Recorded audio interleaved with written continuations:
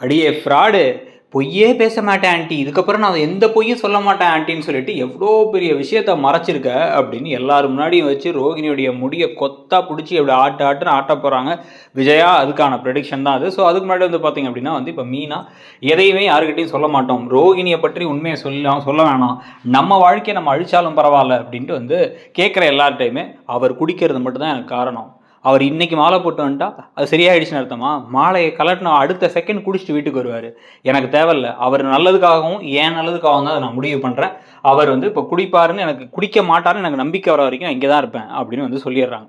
சொல்லிட்டு அப்புறமா என்ன பண்ணுறாங்கன்னா அவங்களுடைய அப்பாவுடைய ஃபோட்டோ முன்னாடி போய் நின்று, அப்பா நான் வந்து பெரிய தப்பு பண்ணுறேன்ப்பா, ஆனால் ரோகிணிக்காக இல்லைப்பா கிறிஸ்டுக்காக தான் அப்படிங்கும் போது அவங்க அப்பாவுடைய ஃபோட்டோவே வந்து அவங்கள பார்த்து, ஏமா பிள்ளையா நீ யாரை பற்றி எங்கே சொல்லணுமோ அதை நீ சொல்லி தான் ஆகணும், இதை நீ மறைச்சிட்டு இருக்கிறதுனால இது மட்டும் இல்லாமல் உன் வாழ்க்கையை அழிச்சிட்டு இருக்க, அவள் சந்தோஷமாக தான் வாழ்க்கையை வாழ்ந்துட்டு இருக்கா அப்படிங்கிற மாதிரிலாம் வந்து அவங்க அப்பா பேசுகிற மாதிரி தோணாலும் கூட அதை இவங்களுடைய மனசாட்சியே கூட வந்து பேசலாம். இப்போ இதுக்கிடையில தான் வந்து பார்த்தீங்கன்னா ஒரு பெரிய ட்விஸ்ட் ஒன்று காத்துக்கிட்டு இருக்கு. என்னென்ன எங்கேருந்து ஆரம்பிக்குதுன்னு பார்த்தீங்கன்னா ஸ்ருதிக்கிட்ட இருந்து ஆரம்பிக்குது. முத்து ஒரே சோகமாகவே உட்காந்துருக்க. சாப்பாடு வேணுமான்னு கேட்டால் அதெல்லாம் வேணாம், நான் சாப்பிட்டேன், வெளில சாப்பிட்டேன், எனக்கு இங்கே ரோகிணி சமைக்கிற சாப்பாடு வேணாம், பார்லர் அம்மா சாப்பாடு வேணான்னு போயிட்டுருக்காரு. இப்போ அவர் வந்து சோகமாக உட்காந்துருக்கும் பொழுது இப்போ வந்து ஸ்ருதி கிட்டக்க போயிட்டு முத்து அப்படின்னு ஒன்று சொல்லு பழக்குறல் அப்படின்னு ஒரு கேட்ட உடனே, இல்லை எனக்கு நீங்கள் வருத்தமாக இருக்கீங்கிறது புரியுது, ஆனால் கீழே என்ன நடக்குது தெரியுமா அப்படின்னா, என்ன நடக்குது கீழே வந்து ஆன்ட்டி வந்து பெருசாக ஏதோ வந்து இவங்க 2 பேருக்கும் வந்து பிரியாணி எல்லாம் ஆர்டர் பண்ணி சாப்பிட போகிறாங்களாம். ஏன் அப்படின்னா வந்து அவங்களுக்கு நாளைக்கு இன்னொரு 10 லட்ச ரூபா வந்து கிடைக்க போதும். அந்த மொத்தமாக 20 லட்ச ரூபாயை வச்சு அந்த எல்லா ஆர்டருக்கும் வந்து இப்போ டீலர்ட்டெலாம் காசு கொடுக்க போகிறாங்களாம். அது இல்லாமல் ஆன்ட்டிக்கும் வந்து ஏதோ வாங்கணும்னு முடிவு பண்ணுறாங்க. அதனால் ஆன்ட்டி தலையில் தூக்கி வச்சு ஆடிட்டு இருக்காங்க. அப்படிங்கும்போது சரி ஓகே ஆடட்டும் விடுங்க, 40 லட்ச ரூபா ஆர்டர் கிடச்சிருக்குன்னா அவன் சும்மா 40 ரூபாய்க்கே ஓவராக பேசுவான், 40 லட்ச ரூபாய்க்கு என் அண்ணன் சும்மா இருப்பானா அப்படிங்கும் பொழுது, இல்லை இந்த ஒரு மரியாதை இப்போ கிடைக்க வேண்டிய புகழ் எல்லாமே வந்து ஆக்சுவலாக மீனாவுக்கு தான் கிடைக்க வேண்டியது, ஆனால் வந்து இது ரோகிணிக்கு கிடச்சிட்டு இருக்குங்கிறத என்னால் தாங்கிக்கவே முடியல அப்படின்னு இவங்க சொன்ன உடனே வந்து என்ன சொல்கிற, எதுக்கு வந்து இது மீனாவுக்கு கிடைக்கணும் அப்படின்னா என்ன நடந்துச்சு அப்படின்னா, அந்த பாரதிங்கிறவங்களும் அதுக்கப்புறம் அவங்க ஃப்ரெண்டும் வந்து நம்ம ரெஸ்டாரண்ட்டுக்கு என் ரெஸ்டாரண்ட்டுக்கு வந்து பேசும் பொழுது மீனாவுக்கு அந்த பூக்கட்டுற ஆர்டர் கொடுத்தாங்க. மீனா தான் வந்து அந்த அப்ளையன்சஸ் ஆர்டர் இருக்குது அப்படின்னு சொல்லிட்டு இதை ரோகிணிகிட்ட வேற போய் சொன்னாங்க. சொன்னதுக்கப்புறமா தான் இவ்வளோ பெரிய விஷயம் நடந்துச்சு. எல்லாமே வந்து இப்போ வந்து மீனாவால் தான் நடந்துச்சு அப்படின்னு சொல்லும் போது எனக்கே இது கொஞ்சம் அரசியல் புரட்சலாக தெரியும் தான், நான் ஆனாலும் வந்து அதனால என்னென்னு விட்டுட்டேன் அப்படின்னா, இல்லை இன்னைக்கு இப்போ கீழே என்ன தெரியுமா பேசினாங்க, உன்ன மாதிரி ஒரு மருமக வேணுமா, நல்ல வேலை மனோஜ் கடைசி நிமிஷத்தில் இந்த இதை விட்டு ஓடி போனான் மண்டபத்தை விட்டு, இல்லைன்னா அந்த மீனா பூ கட்டுறவ மாதிரி யாராவது ஒருத்தவங்க மனோஜ் கிடச்சிருப்பாங்க, அவன் வாழ்க்கையே ஒன்றும் இல்லாமல் போயிருக்கும், அவெல்லாம் இருந்திருந்தா இவன் என்ன செஞ்சுட்டு இருந்திருப்பான், இவனும் குடிகாரனாக தான் சுற்றிட்டு இருந்திருப்பான் அப்படின்னு பேச, ஆமாம் ஆண்டி எல்லாமே ஒரு நல்லதுக்காக தான் நடக்கிறது எல்லாமே நல்லதுக்காக தான் அப்படின்னு ரோகிணி சொல்கிறாங்க. அப்போ ரோகிணி அதை ஆமோதிக்கிறாங்களா, மீனாவை கல்யாணம் பண்ணியிருந்தால் இந்த மாதிரிலாம் எதுவும் ஆப்பர்ச்சுனிட்டி கிடைக்காது அப்படின்ட்டு, மீனாவால் தான் இவங்களுக்கே அந்த ஆப்பர்ச்சுனிட்டி கிடச்சிச்சு. அது மட்டும் இல்லாமல் ஏதோ ஒரு விஷயத்தில் ரோகிணி மீனாவிட்ட ஒரு மாதிரி வித்தியாசமாக நடந்துக்கிறாங்க. ஊருக்கு போயிட்டு வந்ததுலேருந்து பார்க்குறேன் ஒரு மாதிரி வித்தியாசமாக நடந்துக்கிறாங்க, பேசுகிறாங்க. இதுக்கு முன்னாடி மீனா வீட்டை விட்டு போன போது இவங்க இந்த மாதிரிலாம் வேலை செஞ்சு நான் பார்த்தது இல்லை. என்னமோ தப்பாக இருக்குது முத்து அப்படிங்கும் போதே வந்து லைட்டாக இப்போ முத்துக்கு ஒரு மாதிரி யோசிக்க ஆரம்பித்தது மட்டும் இல்லாமல் வந்து இப்படிலாமா பேசினா அந்த பார்லரம்மா அப்படின்னா, ஆமாம் கண்டிப்பாக வந்து மீனா மாதிரி ஒருத்தி கிடைக்காம விட்டது சந்தோஷம்தான், அவளால் வந்து இதெல்லாம் முடியாதுங்கிற மாதிரி ஆன்ட்டி பேசினாங்க, இவங்களும் மண்டையை ஆட்டினாங்க அப்படின்னு உடனே சரி ஓகே இதுக்கு நான் என்ன பண்ணுமோ நான் பண்ணிக்கிறேன் அப்படின்னு முடிவு பண்ணிட்டு இப்போ என்ன பண்ணுறாரு முத்து அப்படின்னா வந்து அடுத்த நாள் வந்து நேராக கிளம்பி இந்த ஆஃபீஸ்க்கு வந்துடுறாரு.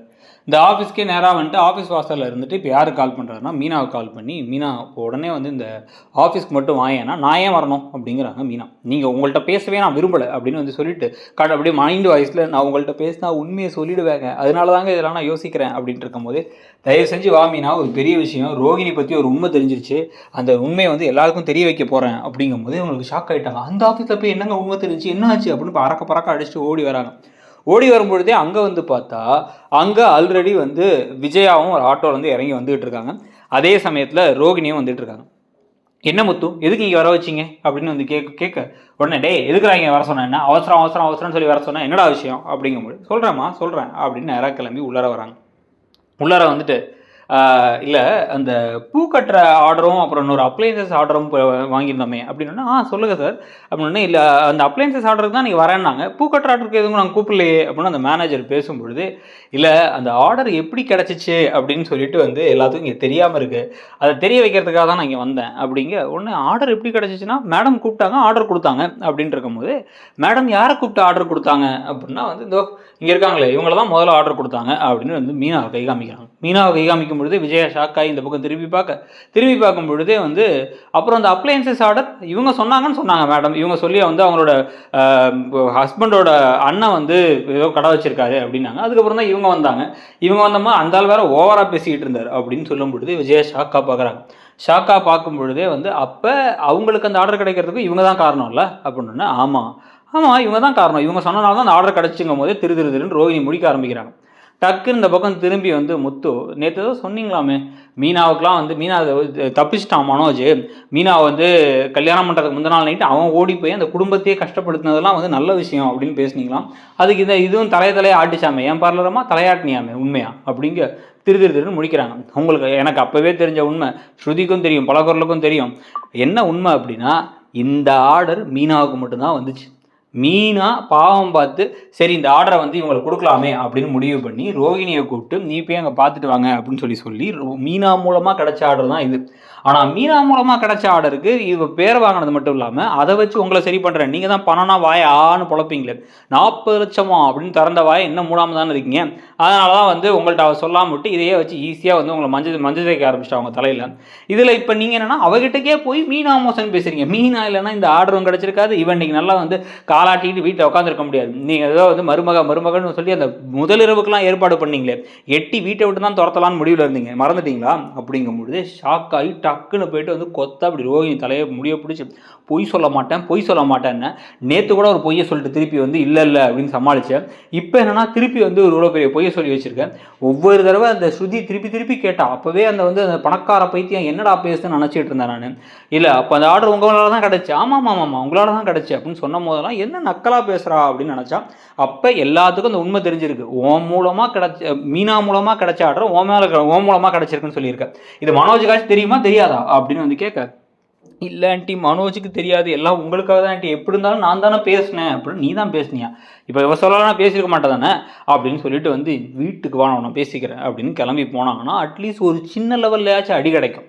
இதில் இதுக்கப்புறம் வந்து மீனாவுக்கும் கொஞ்சம் மரியாதையாச்சும் வரும். மீனா தனக்கு மரியாதையும் வேணாங்கிறாங்க, தனக்கு பேரும் வேணாங்கிறாங்க, அதே சமயத்தில் உண்மையும் சொல்ல மாட்டுறாங்க, பார்க்குறவங்களையும் சோதிக்கிறாங்க. எத்தனை பேர் கமெண்ட் செக்ஷன்லாம் வந்து மீனாவை வந்து ஐயோ மீனாவாலேயே இந்த சீரியல் பார்க்குறதுக்கு எனக்கு கோவம் வருதுன்னு சொல்கிற அளவுக்கு அவங்க நடந்துகிட்டு இருக்காங்க.